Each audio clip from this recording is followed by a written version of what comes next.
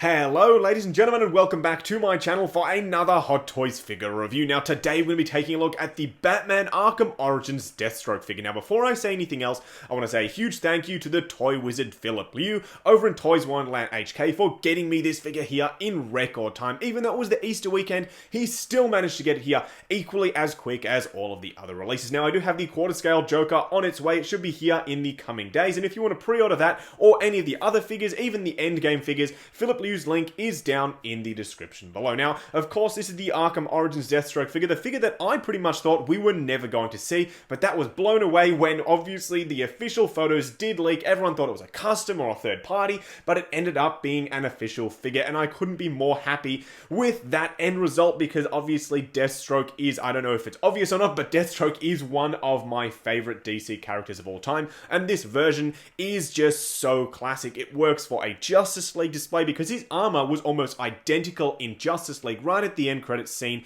in that film compared to what it looked like in Arkham Origins. So I did buy actually two. I've got one going in my Justice League display and I've got one going in my Arkham display. But either way, enough of that. What we're going to do now is get all of Deathstroke's accessories out here and take a look at everything he comes with. And one of the best things about this Arkham Origins Deathstroke figure is the fact that he comes with a bunch of accessories. Now I apologize, this section may take a little bit longer than usual because as I said, he comes with a whole bunch of stuff. Now, taking a look at his display base, he comes with one of those rectangular style ones, not like the Batman Arkham Asylum figure, which came with one of those classic Hot Toys oval display bases. This one also does have the sort of printing on top with the rough texture, so he doesn't hopefully slip over if you have him in some dynamic poses. Now, let's take a look at some of his weapons. This is his bow staff accessory, and I really do like the fact that it does look pretty close to a metal-like piece. You've got that sort of wear and tear, that weathering, that darker sort of wash, as well as these sort of rubberized grip sections. Now you can unplug the extended pieces and plug in these smaller style ones here if they don't run away from me off camera.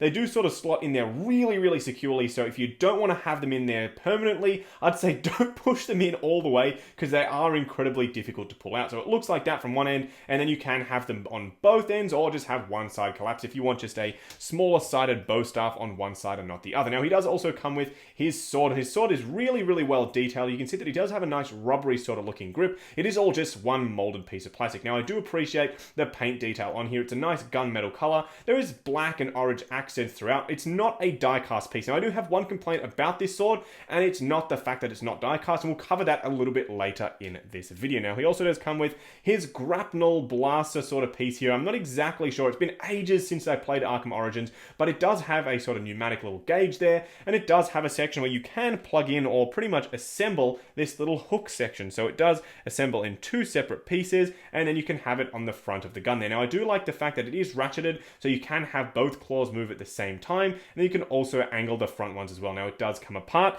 You can also, once it's been fired, have it connect to this cable piece here. Now I know it's out of focus, just give me 1 second while I connect it all up. You can plug that in there, and then you can plug this in here. Now it's basically like a bolo sort of piece. You can have it sort of clamped around Batman or around someone's leg, so it's cool to see that they did actually include that. Not something that I think they needed to, but I'm glad to see they did nonetheless. Now he does also come with two grenades. You can actually store this on his outfit. I'll show that in a little bit more detail once we get the figure himself out here. So cool that he comes with these two grenades. They are very basic and just grey. And then he does also come with his Desert Eagle lookalike gun. It's not really a Desert Eagle, it's a little bit shorter, so it's more of a snub-nosed sort of version, and it does have a real spring-loaded sort of cocking mechanism there, and you can also remove the magazine, which is always incredibly difficult to get your finger in there to do so, but once you do so, you can see a nice little bit of bullet detail in there. Really nice looking piece. I'm trying to keep it in focus. The camera is literally all over the place today, but I do like the fact that it's a darker sort of gunmetal color with these nice little silver accents. Now,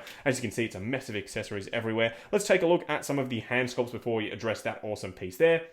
He does come with a bunch of hands. They are all in this really gorgeous glossy orange paintwork with the scuffing throughout. And he also does have the matte black paint on the inside of his hands. Really nice to see that the armor detail is carried over through the hands, and they do look absolutely exquisite. Now he also does come with this surprise accessory piece. I had no idea that he was going to be coming with this, but this is an armor piece that's interchangeable with the larger one that comes on him out of the box. So you can have him with the two arms directly in front of him, holding his sword in more of a samurai stance. And I absolutely love the fact that they did this. Not something that they needed to do at all, but I do definitely appreciate it. And you can see a little bit more of that glossy orange paintwork and the sort of ribbed texture on the blue section here with all the battle damage throughout. It looks really, really impressive. I love the fact that they've included battle damage throughout the entire figure and made it look so darn convincing. Now, that's it for the accessories. As you can see, stuff has gone absolutely everywhere, but don't worry. What we're going to do now is get the figure himself out here and take a look at that armor. Alright, now taking a look at Deathstroke himself. Doesn't he just look mean standing there? The armor looks absolutely amazing. But the first thing we're going to look at is the actual head sculpt itself. And you can see that there is an eye sculpted underneath the helmet. Now, a lot of people did say that they would have liked an unmasked portrait. I don't think that it's 100% necessary. If it helped Hot Toys to get this character out here for a decent enough price point, I absolutely understand why they didn't go with the unmasked head sculpt. They just went with the single sort of masked helmeted head sculpt. I really do like that the way they've done this.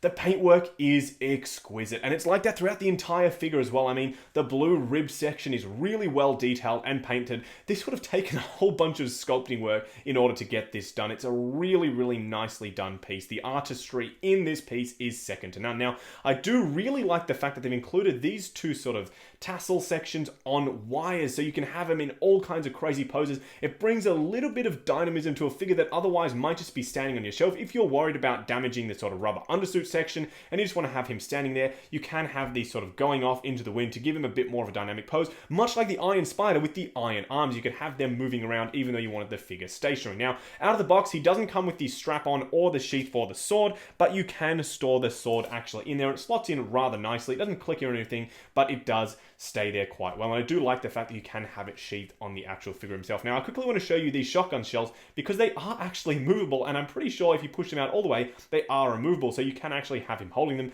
Not exactly sure why you would, to be honest with you, but you definitely can. Now, one thing that I didn't actually expect to see on the figure is this sort of scaled look. I really do like the fact that they included that. I know it's not really Hot Toys' design decision to actually do that. It was more based on the game design itself, but I do like the fact that they actually did do that, both on the figure and in the game design. It's a more sort of classic take on Deathstroke to have the scales on the suit. I'm glad they were able to incorporate it somewhere on this figure. Really, really impressed with the fact they did that. Now, in order to switch out the chest plate, I will quickly show you how to do that. It literally just sort of pops off. It's not on magnets or anything, and it'll be easier if you do remove the strap, but you can do it without removing the strap if you do want to do that, because it's a little bit tedious to actually get that strap off there, and it's hard to find the holes to line up this piece. Now, mine unfortunately doesn't perfectly line up with these straps here, but when you have the actual pouches covering, it doesn't really matter. But now you can see, you can get the arms out in front of him, and the articulation definitely does allow it. Now, you know I don't go through articulation on my figures, but you can see the arms are fairly well articulated on this guy,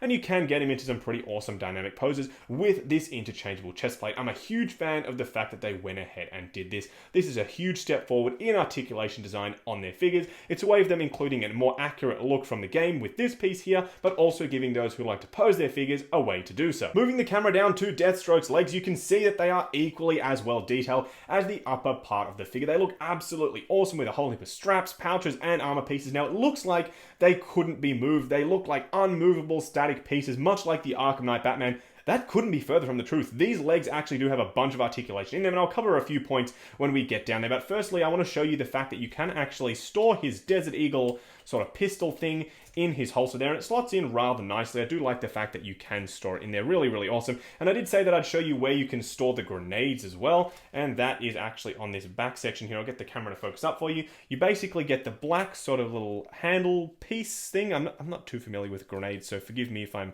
misnaming it there, but you can actually slot it onto the pouches, onto the little straps there, and you can have both grenades there. I only have one on there, but you get the idea. That's where you store the grenades on Deathstroke. Now, you can see that on his armor pieces here, he does have pouches here and there. Do be careful. They are pegged in rather loosely, and they can move around. Just be careful when you're posing him up, and you shouldn't have too many issues, but they are all sort of movable pieces, and all these sort of clips and clasps and everything. I'm stumbling over my words today, but they all do move around, so just be careful with the figure. Now, I wanted to show you that he does have ankle articulation. You can see a rather decent amount actually out of his legs, even though it appears as if they are one sort of sculpted armor piece. but you can see that under there, they do move around a hell of a lot. This strap is not a real strap. It's actually just on the boot itself. And you can even get a really decent bend out of the knee on the armor there. So really impressive what they were able to do with this armored body, even though they've included a bunch of articulation as he almost topples over there into the actual figure itself. Very, very impressed with what they've done here with this Deathstroke figure. Now, doing a quick side-by-side comparison, this is by no means a full comparison. The full comparison video with all of the versions of Arkham Batman that I have and Arkham Joker is definitely on the way. So definitely stay tuned to the channel for that. But as you can see, Deathstroke stacks up rather nicely compared to the Arkham Knight version of Batman. So I'm pretty happy to have him in my display. I know we don't have an Arkham Origins Batman yet. Fingers are still definitely crossed that we will see one eventually. But for now, these two will look absolutely stunning on the shelf together. Moving on to the 3 cool and 3 annoying things about Deathstroke. The first awesome thing is the fact that he comes with one of those backdrop pieces that we've seen from a bunch of Hot Toys figures. I really hope that they do continue to do this because it basically brings the figure into a scene from the game or movie, in this case game, and I absolutely love the artwork that they've included with this Deathstroke figure. The second cool thing, and you probably already guessed it, is the fact that they actually included this interchangeable chest plate so you can get him into a more sort of traditional sword holding pose with the arms right out in front, which you wouldn't have been able to do if they didn't include a smaller version of the chest plate. The third cool thing about this Deathstroke figure is the fact that they've actually included specific hands in order to include the accessories and to have them store in the hands properly, because usually we just get generic hands, but in this instance they had to resculpt everything and make it work properly with all of the accessories. The first annoying thing about this Deathstroke figure is the fact that he does have little pinpoint button pieces here that you're supposed to connect to the belt, but unfortunately you can see that the pegs are actually on the underside of the belt there, right there you can see it, and they just don't reach. There is no way, at least on my figure, to get this piece down in order to peg it into the pieces on the body. The second annoying thing on Deathstroke is the fact that these actual straps here on the pants do ride up if you start posing the legs, and the only way to fix it is to pull the pants themselves down from under this armor here, to remove the foot, pull the pants down, and then that makes the strap a little bit taut, but it's a little bit annoying to have to do that every single time. The third annoying thing about this Deathstroke figure, and you can already see it happening, is the paint gets absolutely chewed up when you try and insert the sword or even the bow staff into his hand. You can see how difficult it would be to get this really thick piece into his hand there. You do have to heat this up, but if you heat it up too much, the actual thumb will pop off because it is glued into the hand itself. It will loosen the adhesive and the thumb will pop off. So it's incredibly hard to get either of these two weapons into the hands. Just wrapping up on this Hot Toys Arkham Origins Deathstroke figure, this figure is everything that I hoped it would be and more. The fact that you can get it into some freaking awesome poses, and the fact that he comes with a bunch of accessories and that interchangeable chest plate and all of the stuff, that it just works together so incredibly well. I'm actually lost for words with how good this figure is. This takes all of the stuff that we saw from the Arkham line with all the really intricate outfits and costumes and armor and everything, and it just takes it up to 11 while still maintaining the articulation that some of the other Arkham figures did lack. Now, I am really crossing my fingers and praying to the figure gods that we get an Arkham Origins Batman figure, because that design for Batman was so freaking awesome, and I do expect there to be even better articulation out of those Arkham Origin versions of Batman compared to this guy here. And I say versions because I would really love to see the Sub-Zero suit from the Cold Heart DLC as well. I'd like to see both versions of Batman in this line if it ever comes to be. Now that's pretty much it for this video, guys. I want to say a huge thank you once again to Philip New, the Toy Wizard from Toys Wonderland HK. If you want to buy this guy right now or pre-order any of the Endgame figures, his link is down in the description below. Also check out Mint and Sealbox Media, the Mint and Sealbox Figure Podcast, as well as Justin's Collector Group, the Facebook group where you can come along and share photos of your collection, chat about figures, and all of that fun stuff. Now that's about it, guys. Like, comment, and subscribe, and I'll catch you in the next video.